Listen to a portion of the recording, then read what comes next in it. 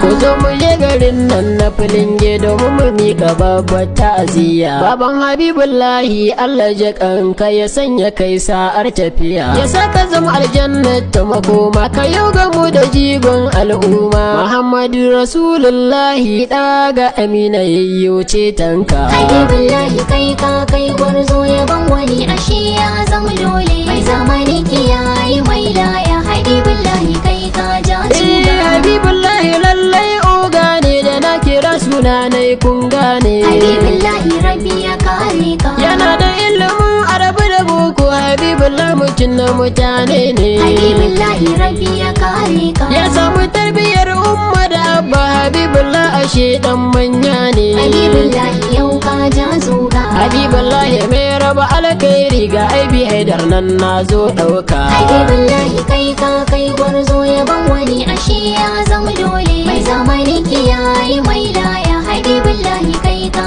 ja zuga. Habibullahi kai ka kai gwarzo ya bangwani ashe ya zama dole, mai zamani kiyaye mai laya. Habibullahi kai ka ja zuga. Habibullahi kai ka kai gwarzo ya ban wani ashe ya zama dole, mai zamani